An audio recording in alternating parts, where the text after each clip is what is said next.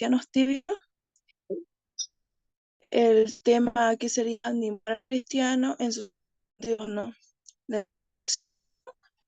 Podrías, en lo que sería la indecisión, puede ser trágica para un motorista.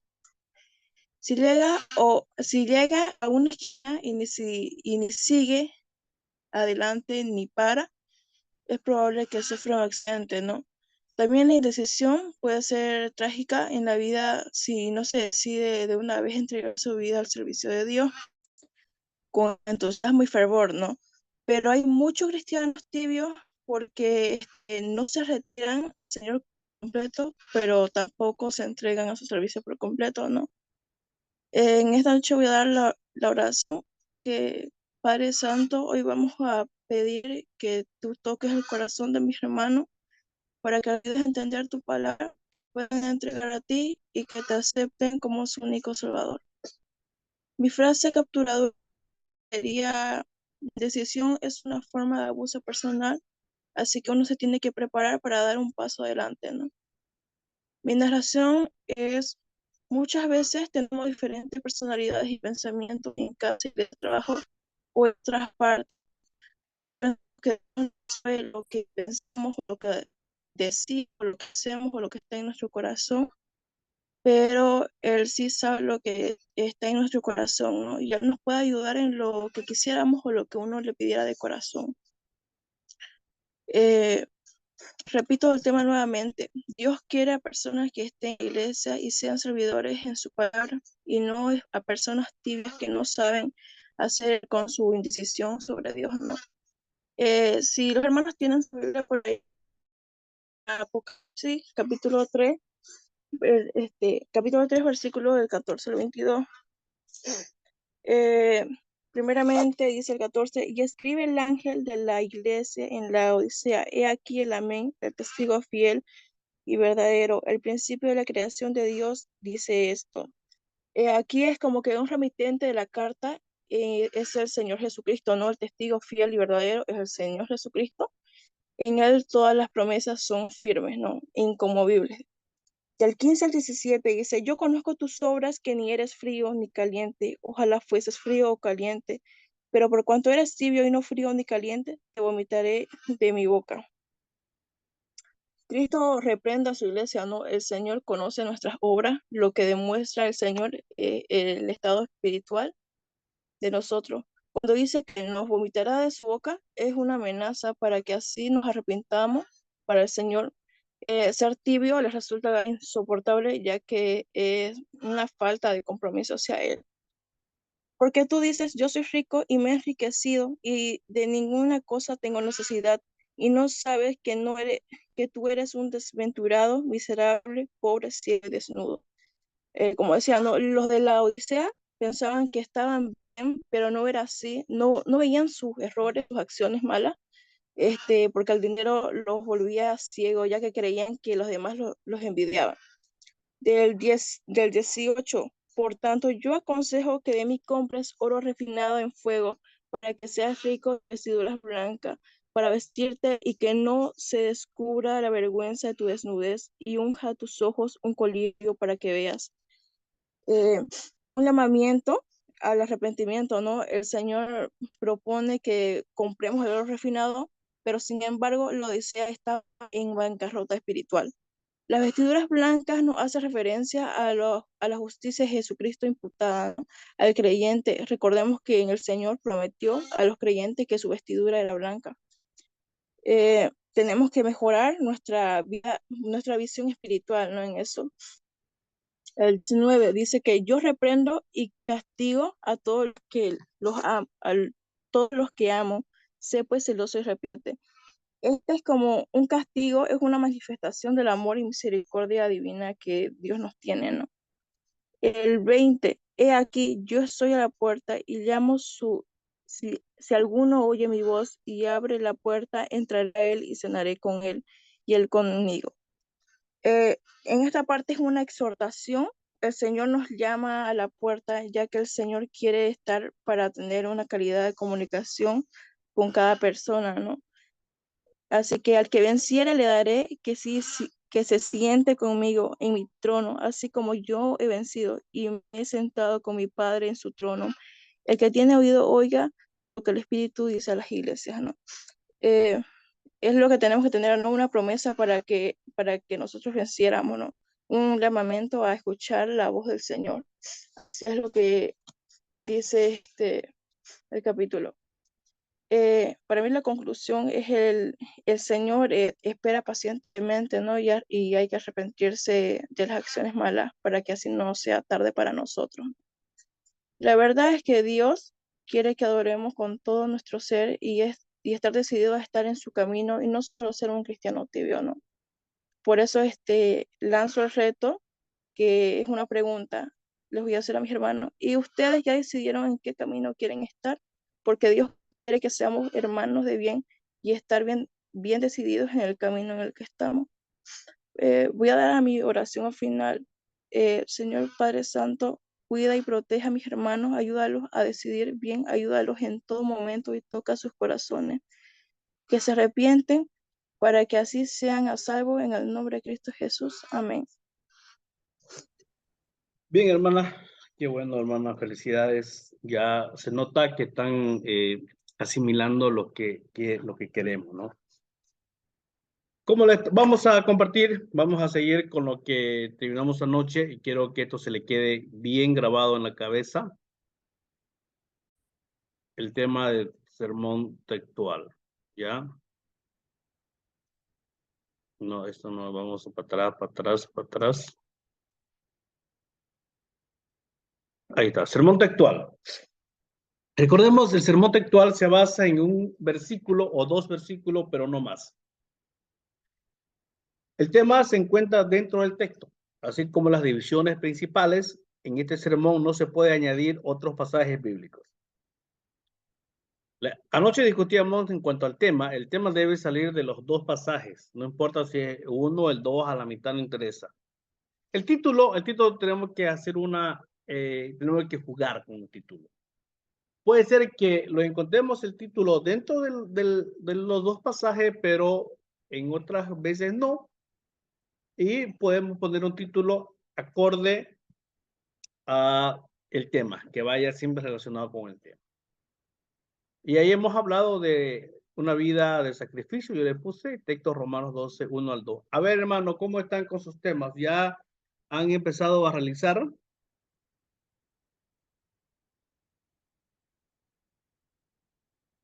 Pastor, buenas noches. Yo no he empezado porque no he podido. Estoy recuperando, así que no he hecho nada todavía. Ya, ok, aquí vamos a trabajar ahorita juntos. Título, Viviendo la vida loca. Eso es mi título mío, si usted quiere le cambia, ¿no? No hay problema. Tema, una vida de sacrificio, porque habla de sacrificios. Introducción. Un sacrificio para muerte, paganos, para los paganos, otro sacrificio para vida en el creyente. Aquí nosotros podemos añadirle, usted puede, si está con su lapicero ahí, puede entrar al diccionario. Vamos a buscar el diccionario qué significa sacrificio para poder explicarle a los otros hermanos que van a estar en la iglesia.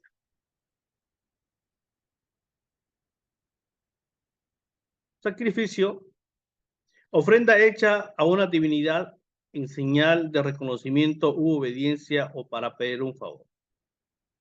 Esfuerzo, pena, acción o trabajo que una persona se impone a sí misma para conseguir o merecer algo para beneficiar a alguien. Aquí nosotros podemos empezar. Introducción, hermanos, dice una vida de sacrificio. Nosotros tenemos, como seres humanos, tenemos que ponernos esfuerzo, tenemos que tener esfuerzo, poner esfuerzo, acción para tener una vida agradable a Dios, ¿no? Entonces usted tiene que jugar con las palabras. Lo importante es que tiene que explicar qué significa sacrificio. Ahora el desarrollo, aquí ya viene. Pablo rogaba que el sacrificio fuera para vida y no para muerte. Como había observado en sus viajes, tanto sacrificios de los hijos sobre los altares de los paganos, a presencia de sus cuerpos sacrificios. ¿Qué? Ahí también, ya me equivoqué acá. Tantos sacrificios de los hijos sobre los altares paganos. Y ahí aquí comenzamos. Inciso A. Presenten sus cuerpos en sacrificio vivo. Ahí usted tiene que poner vivo. ¿Qué significa vivo? Explicarle al hermano, al hermanito que está escuchando qué significa sacrificio vivo. Luego, santo. Y aquí nosotros podemos hablar, recordemos que no podemos utilizar otros pasajes, ¿no? Santos, pero nosotros podemos solamente poder poner, pero sin las citas bíblicas, ¿no? ¿Qué es santo? Una persona apartada, ya sea cosas, sea personas, apartada para el evangelio. Recordemos que en el Antiguo Testamento, ahí podemos explicarle a los hermanos, en el Antiguo Testamento estaba la tienda de reunión y habían dos partes importantes, el lugar santo y el lugar santísimo. El lugar santo entraban los sacerdotes y el lugar santísimo entraba el sumo sacerdote una vez al año. Y en el lugar santísimo estaba el arca del testimonio, y dentro del arca del testimonio estaba la vara de Aarón, estaba las tablas de la ley y estaba el pan de Dios, no el maná. Entonces, luego ponemos agradable, explicamos qué es agradable.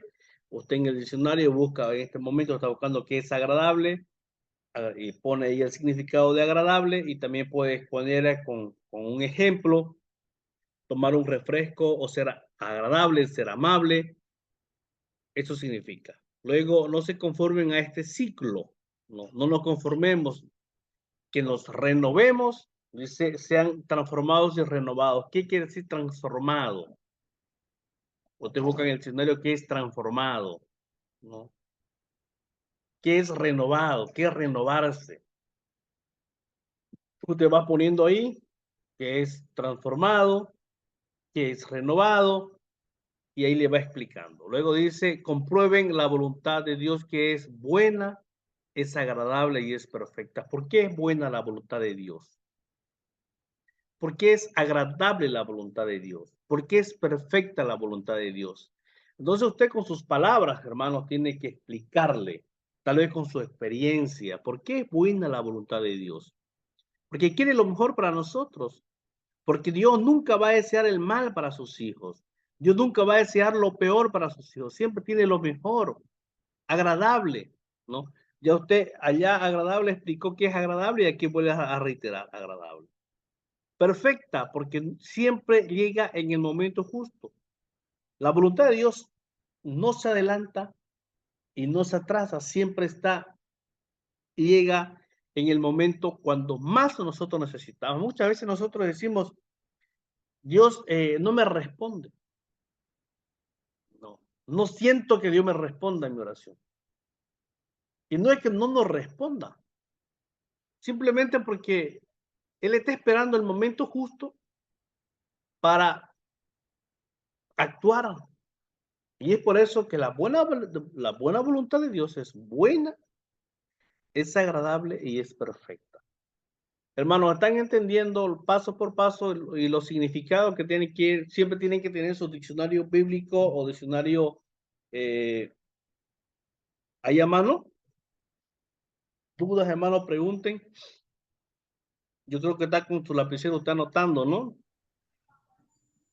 Pastor, aquí donde dice introducción, un sacrificio para muerte, paganos, otro sacrificio para vida, creyente. Ahí en eso voy a poner todo lo que se refiere, que es sacrificio, Sí. que es pagano, que es vida, Que es creyente. que es creyente, Sí. en toda la introducción. Ya, y en el desarrollo dice ya todo lo que Pablo rogaba, lo que Pablo nos dejó escrito Sí, según el Entonces, pasaje ahí, que acabamos de ujú, leer, ¿no? ya, Y aquí ya, ya en el inciso A, ya está todo lo que hemos leído, lo he puesto así para que a usted solamente rellene nomás, ¿no? O sea, para que no nos cueste hacer. Por eso está el esqueleto y simplemente ustedes lo que van a hacer es buscar en su diccionario o la misma palabra ahí que nos pueda explicar y rellenarlo, ¿no? Y la conclusión, ¿es tu vida hoy un sacrificio que resultará con vida o resultará en muerte eterna? ¿Cuál es tu sacrificio? Ahí usted puede desafiar. ¿Cuál es el sacrificio que usted está haciendo? Ese sacrificio que está realizando de trabajar, ahí, aquí puede usted jugar. Eh, ese resultado o de sacrificio resultará, o ese sacrificio de trabajar todo el día, de dejar a tu familia. pastor, disculpe, y también puede hacer aquí con una pregunta, ¿cree que lo que estás haciendo por Dios en esta vida es un sacrificio de vida Sí, eterna o de muerte? sí, ¿Se hermana, puede? por eso. Sí, se puede, hermana. Recordemos que en la conclusión es para terminar el tema. Ya sea, recordemos que hay dos clases de conclusión. Uno, repasando los puntos principales y el otro es con preguntas, con el desafío, ¿no? Y en la aplicación, ya aplicar a mi vida. ¿Vive una vida santa y agradable? ¿Solo ello producirá vida? ¿Cómo estás viviendo hoy en día? ¿Cómo estás viviendo? ¿Estás viviendo una vida que agrada a Dios? ¿Estás viviendo una vida agradable a Dios? ¿Estás aceptando la voluntad de Dios que es buena, es agradable y es perfecta? Son preguntas que nosotros tenemos que hacerle a los hermanos. Son preguntas que tenemos que hacerle nosotros a nuestros hermanos de la congregación. Pero recordemos, hermanos, que nuestro sermón, cual sea el sermón que usted predique, lo que tenemos que hacer es lo más sencillo posible, ¿no? Recordemos de que nuestras iglesias van profesionales, van semiprofesionales, van hermanos que solamente llegaron al bachillerato, otros llegaron hasta secundaria, primaria, y hermanos que no entraron al colegio. Entonces nuestro sermón se tiene que adaptar a todo tipo de personas, ¿no? A no ser que alguien nos invite a predicar a una iglesia que solamente van por médicos o puro gente profesional, y ya usted tiene que también llevar su sermón a ese tipo de personas. O, por ejemplo, lo pueden invitar a un barrio, eh, a una comunidad donde usted se da cuenta de que no hay gente profesional, de que hay gente que simplemente apenas puede leer la Biblia. Entonces usted debe de hacer su sermón a base o tener ese tino de saber que la gente que lo está escuchando es una gente, son hermanos que no van a entender si usted usa palabras grandes, ¿no? Hermanos, sus preguntas, sus dudas antes que entremos al otro sermón. El día viernes tenemos clases y el sábado no tenemos clases, ¿ya? Este viernes, ¿quién le toca predicar? ¿A quién hemos puesto? Falta el hermano Dexter, falta el pastor Rubén, hermana Herminia y Beatriz. Dexter predica el próximo viernes, ¿puede ser? Ya viernes. Anotado.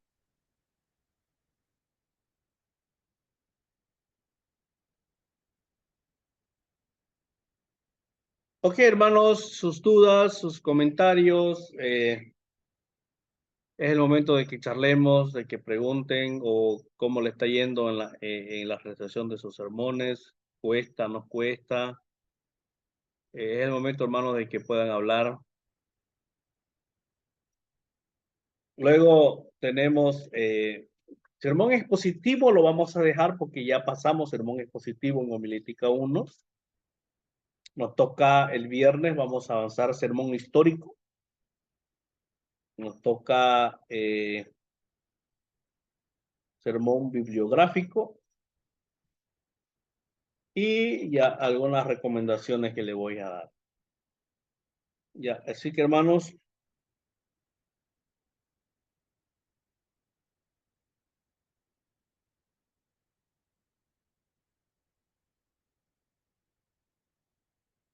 no hay preguntas de este sermón textual, como le está yendo, tienen que preguntar para que lo hagan bien y me lo vayan enviando para que yo vaya calificando sus notas, ¿ya? Así que usted tiene que salir de homilítica 2 sabiendo hacer su sermón. No va a tener excusa usted en la iglesia, no que digan, hermano, puede predicar el domingo. Usted diga, no, no sé, no me enseñaron, así que ya usted, y va a tener cuántos sermones va a tener realizados ahí hechos en su agenda, listo para predicar.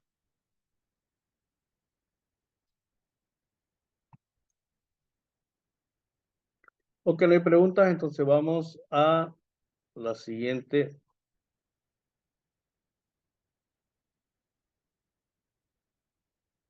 Sermón histórico. Vamos con el sermón histórico. Página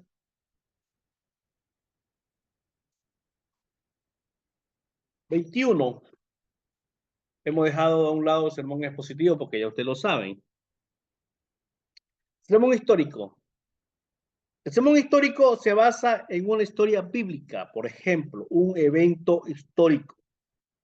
La historia de Israel en el Antiguo Testamento, la historia de Cristo en los Evangelios, la historia de los apóstoles en el libro de los Hechos. El predicador tiene inmediatamente el texto bíblico. El tema depende de la lección principal que el predicador quiera sacar de la historia. Las divisiones son las lecciones espirituales que se encuentran en la historia o la aplicación simbólica de los hechos. Es una forma sencilla de armar una buena para predicar a la juventud. Hermanos, el sermón histórico, como lo indica el nombre, historia, se basa en una historia bíblica, ¿no? Por ejemplo, la historia de José, la historia de Daniel, la historia de Moisés, ¿no? O puede hablar de la historia de Israel, ¿no? Siguiendo los acontecimientos, la historia de Cristo en el Nuevo Testamento, la historia La historia de Pablo la historia de en el Pablo. Nuevo.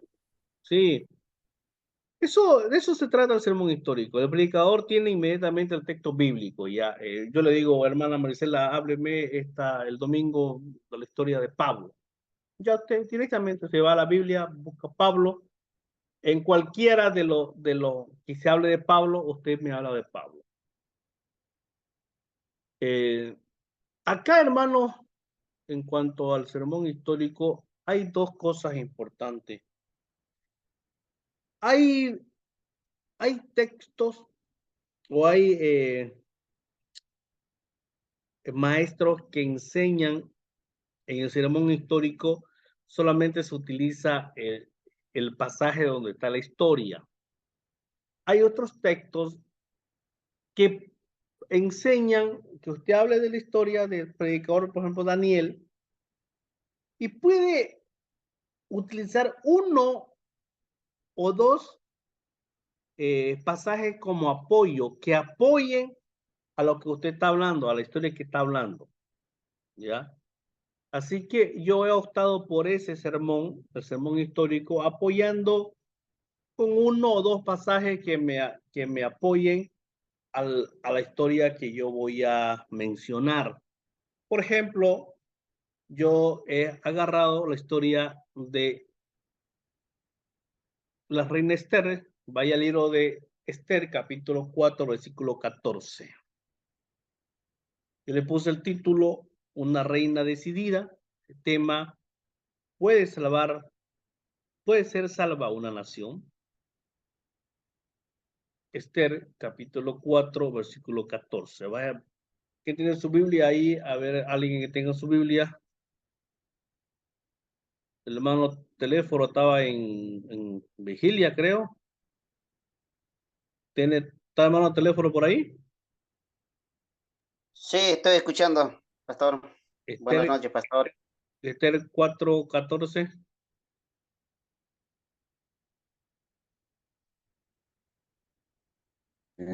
Amén. Ya de la lectura. Esther 4:14. Porque si callas absolutamente en este tiempo, respiro y liberación vendrá de alguna otra parte para los judíos, mas tú y la casa de tu padre pereceráis. ¿Y quién sabe si para esta hora has llegado al reino? Ahí hablando, y ahí nosotros usted puede, ahí le voy a dar unos minutos, unos cuantos minutos, para que pueda contextualizar quién era Esther. Ahí usted en el sermón histórico ya puede desplayarse, ¿no? En el tema de la introducción. Utiliza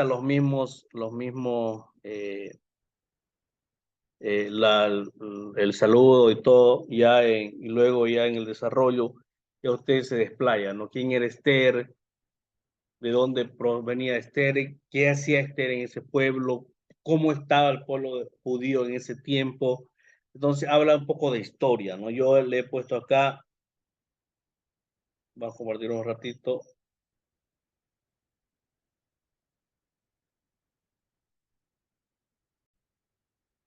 Juan Wesley, Juan Wesley dijo, Dios no hace nada en la tierra, sino es la respuesta a la oración de sus hijos. Mire, esto es interesante lo que dijo Juan Wesley. Dios no hace nada en la tierra, sino en respuesta a la oración de sus hijos. Todo lo que Dios hace en la tierra es respuesta a lo que nosotros le pidamos. Y eso fue lo que hizo la reina Esther. Entonces le voy a dar unos cuantos minutos, puede leer un ratito ahí, puede darle una ojeada rápidamente a Esther y luego me va a ir comentando de qué se trata la historia. Ya lo voy a darle unos 5 minutos.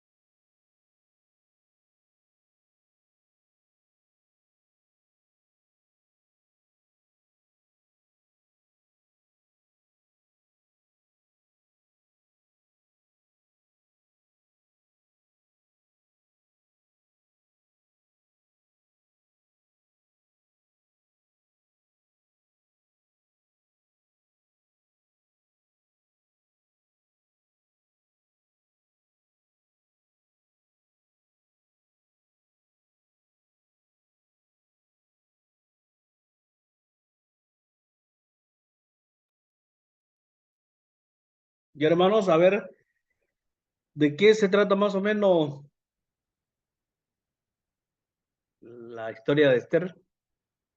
Hermana Marisela, a ver, un reencuentro, un breve, una breve historia.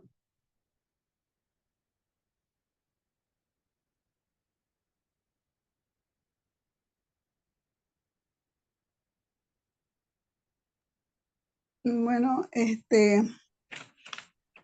era una reina, pues, en los días de Asuero, el cual, sobre que tenía alrededor de unas 127 provincias, dice. Y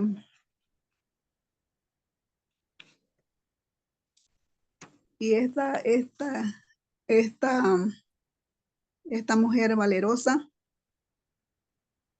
supo del sufrimiento que tenían y de derecho sus hermanos. Entonces ella va a Mardoqueo, pues, como Mardoqueo rasgó su vestidura, ¿no? Y se vistió, dice, de cilicio, no sé qué será cilicio. Ceniza. Cilicio y ceniza. Sí, a cilicio es color negro.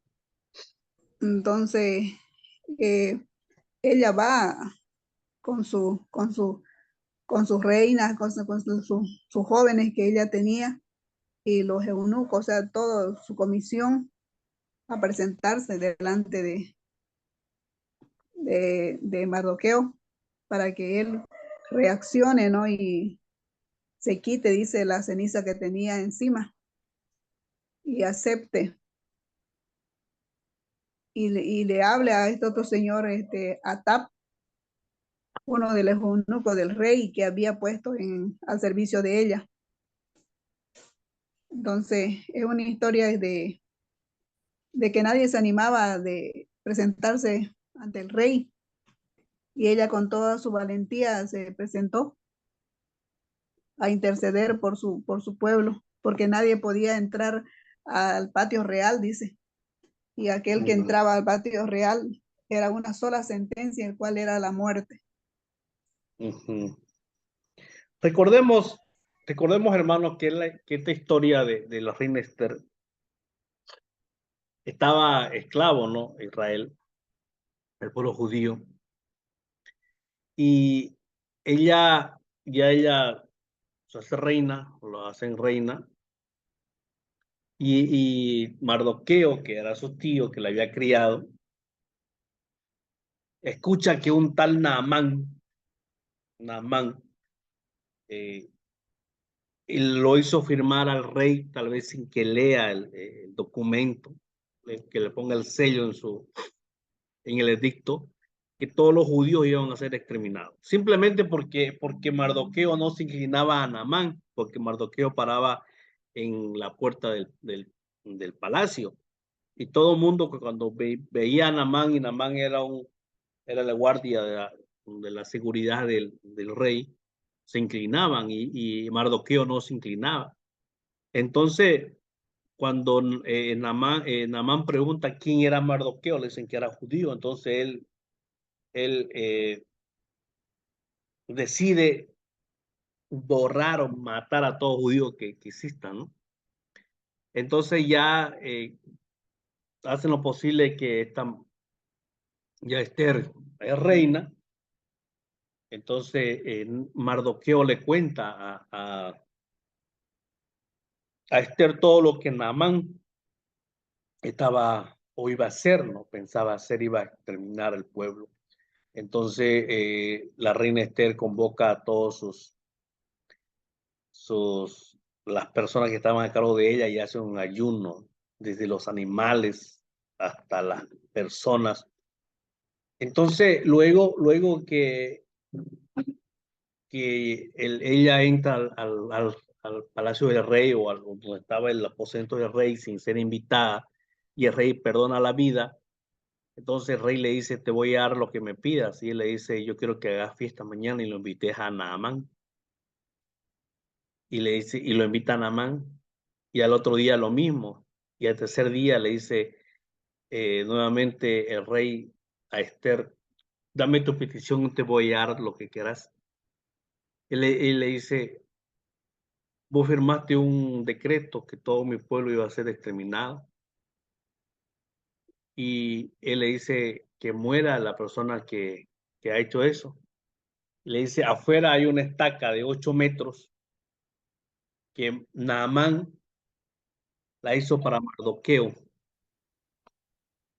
Y la persona que hizo ese mal está sentada a tu mesa, le dice. Y era Naamán que estaba ahí. Entonces esa horca de 8 metros que Naamán le había hecho para Mardoqueo fue hecha fue ocupada por el mismo Naamán. Entonces, viendo esa acción, Dios bendice todo ese pueblo, ¿no? Y la reina Esther es bendecida. Entonces, lo traen a Mardoqueo por salvar la vida del rey, porque el Naamán quería matar al rey. Entonces, lo traen a Mardoqueo y lo hacen ocupa el lugar de Naamán, ¿no? Le dan el anillo, vestiduras blancas, vestiduras del rey y todo lo demás. Entonces, más o menos esa es la historia de la reina Esther.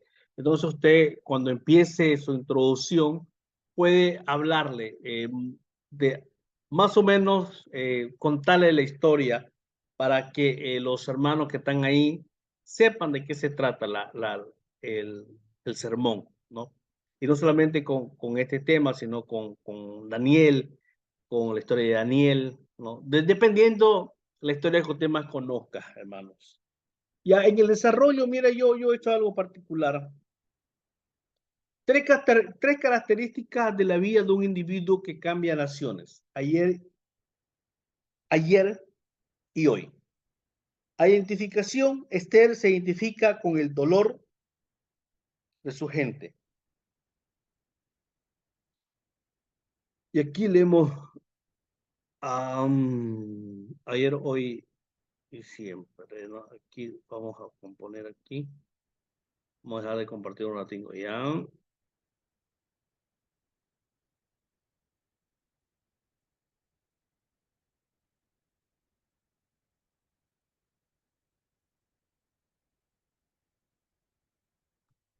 Ok, ya está compuesto.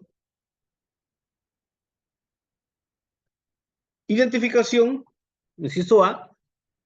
Esther se identifica con el dolor de su pueblo, 4:14. Solamente utilicé un pasaje, un versículo. Y aquí yo he puesto en este sermón algunos personajes bíblicos para que usted pueda hacer su sermón ya de los otros pasajes. Por ejemplo, José vendido a Egipto, elevado a la casa del faraón para salvar del hambre a la humanidad. Moisés escondido en una canasta, criado en el palacio del rey, libertador de Israel.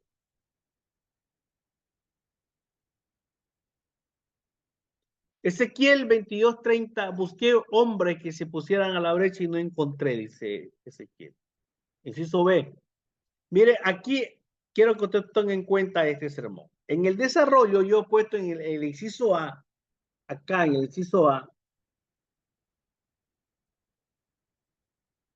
vamos, acá en el inciso A le voy a poner con rojo, ahí.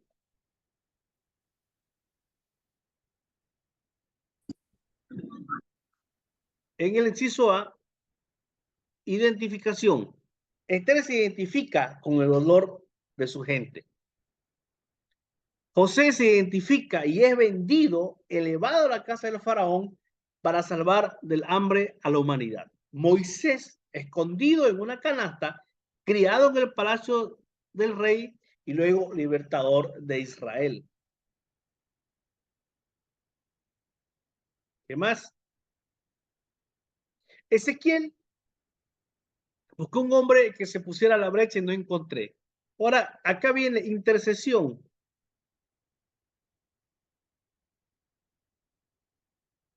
Esther intercede delante del rey por su gente.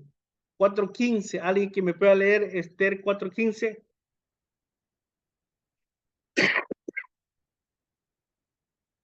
Amén. Dice, y Esther dijo que respondiesen a Mardoqueo. Y ve, reúne a todos los judíos que se hallan en Susa y ayunad por mí y no comáis ni bebáis en 3 días, noche y día. Yo también con mis doncellas ayunaré igualmente y entonces entraré a ver al rey, aunque no sea conforme a la ley, y si parezco que perezca. Ok, intercesión. Esther intercede delante del rey por su pueblo. Éxodo 32, 30 al 35, también Moisés intercede. Isaías 66, 8 también intercede. Romanos 9, 3, 10, 1. Mire, este otro famoso predicador del siglo pasado, Juan Knox, intercede por Escocia, semanas y meses y años. Oh Dios, dame a Escocia. Dice, oh Dios, dame a Escocia o me muero. Y Escocia fue visitada por Dios. Luego, invasión. En el inciso C. Esther se presenta delante del rey y le pregunta, ¿qué quieres que te dé? Pídeme y yo te lo daré. Esther le pide por un país que había sido sentenciado a muerte. El rey se quita el anillo y le dice, escribe una nueva ley e invade sobre tus enemigos. Hermanos, ¿están entendiendo el sermón bibliográfico o no? ¿O están chipados?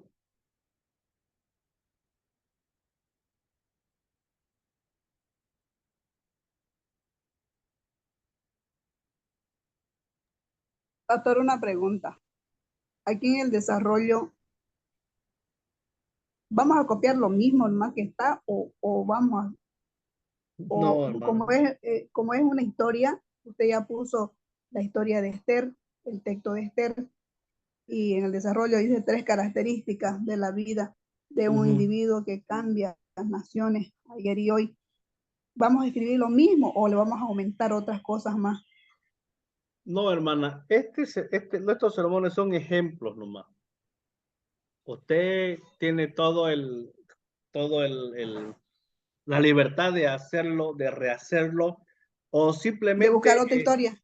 De buscar otra historia. otra historia, puede ser la de Daniel, puede ser la de José, puede ser la historia de Cristo, de Pablo, no, o sea, solamente estos son para que nosotros aprendamos cómo realizar el sermón. ¿Ya? Por eso, uno como predicador, creo que en Homilética 1 les enseñé, en que nosotros tenemos que predicar el tema o el sermón que nosotros manejemos y que nosotros manejemos y que nos sintamos cómodos.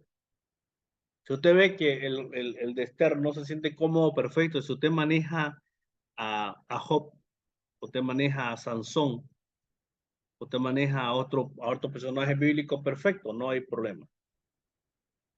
Y luego viene la conclusión. La conclusión habla el próximo capítulo de las naciones del mundo le pertenece a la iglesia que ora. Eso nomás le puse, ya el que quiera hacer la aumenta.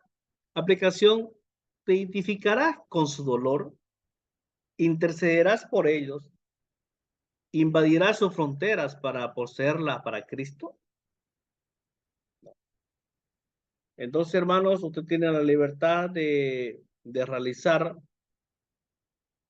otra historia. Solamente lo que yo quiero que capten es el concepto. El sermón histórico se basa en una historia bíblica, por ejemplo, un evento histórico, la historia de Israel en el Antiguo Testamento, la historia de Cristo en los Evangelios, la historia de los apóstoles en el libro de los Hechos.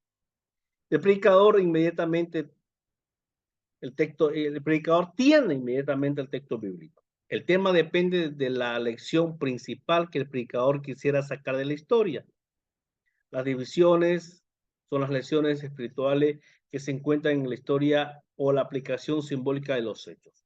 Es una forma sencilla de armar una buena prédica, de armar una buena para predicar a la juventud. Una buena prédica a la juventud.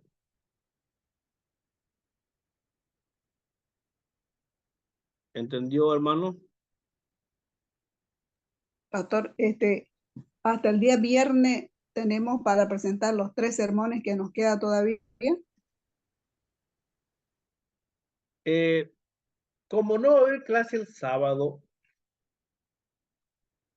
como no vamos a tener clase el sábado, vamos a tener una clase el próximo viernes, que es ahorita me fijo en el almanaque.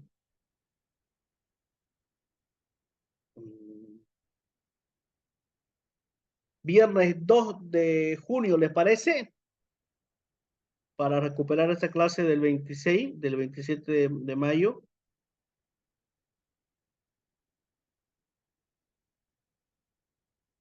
Entonces, nuestra última clase es el 2 de junio, hermano. Hasta ahí tienen para hacer. Hermanos, no me van a... lo que yo quiero exigirle, hermanos, que ustedes me aprendan a hacer es el sermón textual, el temático y el expositivo. Ya el expositivo usted ya sabe. Me van a presentar solamente el temático y el textual. El sermón histórico no me van a presentar porque poco se utiliza, ¿no? Lo que a mí más me interesa es el sermón temático y el textual. Así que hasta antes del 2 de junio, la última clase, ustedes me tienen que presentar esos dos sermones escritos y más sus predicaciones que me están predicando, ya las tienen las notas. ¿Está bien, hermanos? El sermón histórico viene luego el sermón bibliográfico, que tiene relación el histórico con el bibliográfico, casi son iguales, hablan de lo mismo. Preguntas, hermanos, dudas que tengan. Ya saben, ustedes pueden hacer el sermón histórico de otro personaje bíblico, no necesariamente de Esther.